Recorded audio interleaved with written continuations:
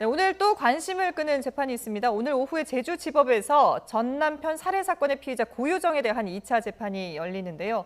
오늘 재판을 앞두고 고유정 호송 경우에 비상이 걸렸다, 이런 얘기가 전해지고 있어요. 네, 그도 그럴 것이 이제 지난번 그 재판을 마치고 나오는 그 과정에서 한 제주 그 시민으로 보이는 분이 고유정의 머리카락을 네. 머리채를 잡고서 이렇게 공격하는 모습이 네네. 있었습니다.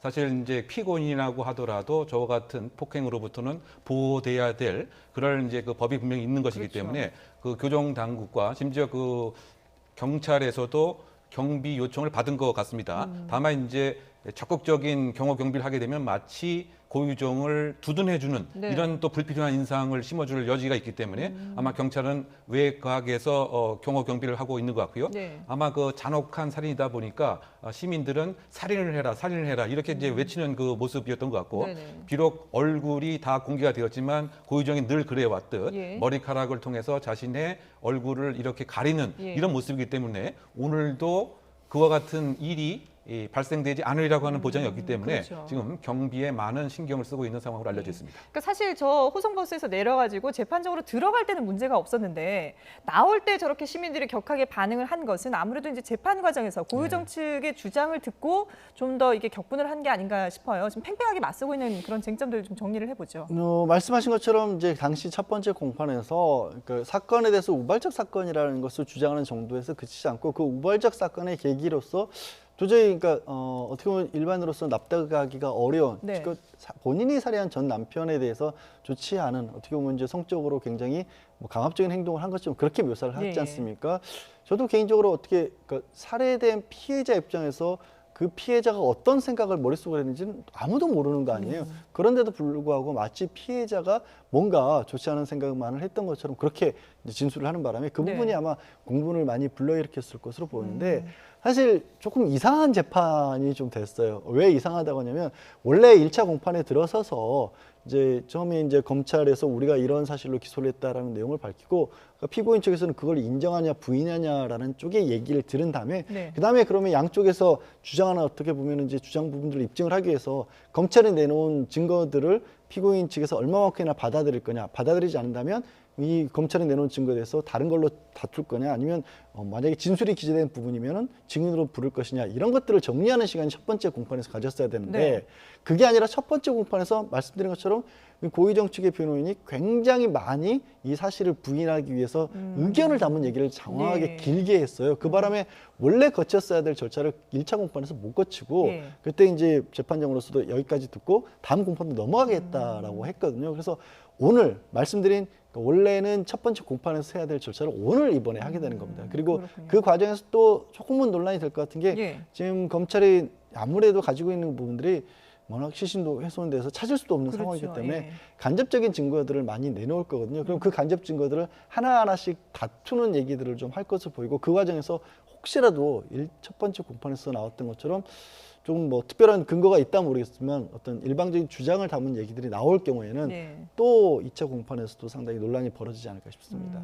지금 그 전 남편이 고유정에게 성적으로 좀 뭔가 학대를 하려고 했다라는 그런 부분에 대해서는 피해자 유족 측에서는 만약에 그런 부분이 있었다면 이혼 소송을 하는 과정에서 그런 주장을 했어야 되는데 전혀 그러지 않았다, 이렇게 반박을 하고 있지 않습니까? 네, 그 이혼 소송 과정의 서면에 네. 이와 같은 내용 자체, 즉 이 전 남편을 비난하는 성과 관련된 것은 한 줄도 없었다. 네. 그런데 그 지금 와서 마치 과도한 성적인 문제 때문에 피해자로 이렇게 프레임을 만드는 것 자체는 사자에 대한 정말 모욕이 아니냐, 이런 주장을 하고 있는 것 같고요. 네. 반면 이제 고유정의 입장에서는 심지어 살인의 고의가 없었다라고 하는 주장도 하고 있는 것 같습니다. 네. 즉 성폭행을 피하기 위해서 하다 보니까 결국은 사망에 이르게 된 네. 상해치사 혐의 또는 설령 그 살해라고 하더라도 정당 방위를 하기 위한 것이었다. 이런 이제 논리를 계속 꾀하고 있는 것 같고요. 네. 또 마찬가지로 이것은 우발적이었다고 하는 점을 강조하고 있지만 예. 아마 오늘 그 검찰은 이것은 계획적이었다라고 하는 반증을 정확하게 제시하지 않을까 생각이 드는데 네. 대표적인 것이 졸피뎀에 관한 이제 얘기인 것 같습니다. 예. 즉 그 고유정의 그 입장에서는 이런 얘기를 하고 있는 것 같습니다. 지금 혈흔 자체에 그 나온 졸피뎀은 사실은 그 혈흔이 그 피해자의 것이라고 검찰은 얘기를 이제 하는 거죠. 네. 그런데 그 고유정은 그것은 아니다. 내 것이다라고 얘기합니다. 고유정 거라고. 예. 이제 그 얘기는 뭐냐면 미리 계획을 했다라고 한다면 검찰의 입장에서는 미리 카레에다가 이 졸피뎀을 담아서 내기 때문에 남편이 이것을 먹어서 그러면 그 혈흔에 졸피뎀이 그대로 나왔던 거죠. 예. 그런데 지금 고유정 측에서는 그것이 아니라 내가 먹었다고 네네. 합니다.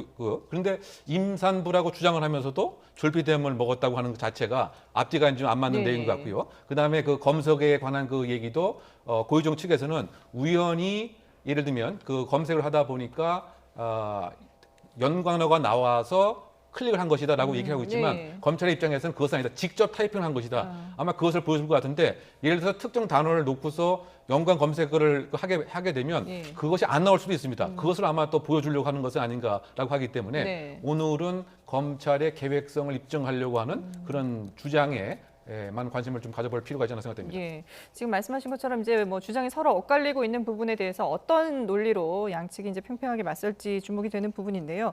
지금 뭐 고유정의 전 남편 같은 경우는 아직까지도 시신을 못 찾지 않았습니까? 그러다 보니까 기다리다가 결국 유족 측에서 시신 없는 장례식을 치렀다고 해요. 네, 그럴 수밖에 없고 뭐 수색이라는 것에 사실상 기댈 수도 없어서 예. 결국에는 뭐 일부 찾을 수 있었던 유품이라든가 이런 것들을 가지고 장례를 치렀다라고 합니다. 근데 네.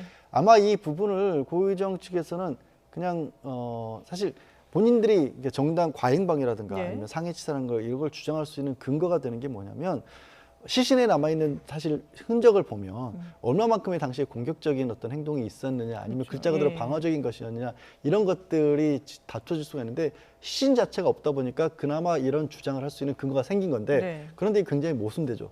그러면 정말로 방어적인 행동에서 나온 거라면 그 흔적이 시신에 남아있던 그 시신을 없앤 건 누구죠? 고유정 측이잖아요. 예. 그렇기 때문에 이게 사실 주장할 수 있는 근거 역시 시신이 없기 때문에 할 수 있겠지만 그러나 그 시신을 없앤 게 고유정이라는 측면에서 재판부에서 별로 유리하게 작용하지는 않을 것으로 보입니다. 여러 가지 이제 논리의 허점이 좀 있다라는 그런 지적이신데요. 근데 지금 오늘 이 재판도 상당히 그러니까 전 남편을 살해하고 시신을 유기한 부분에 대한 재판도 상당히 관심이지만 이 고유정 의붓아들 사망 사건에 대한 경찰 수사도 관심인데 이 부분은 언제쯤 발표가 될까요? 그 나름대로 수사가 지금 마무리 단계에 있는 것 같습니다. 네네. 그래서 그 조만간 수사 결과가 발표될 것 같은데요. 아마 두 가지 경우 중에 하나가 아닌가 생각이 드는데 남편에 의한 과실치사 네. 또는 고유정에 의한 살인.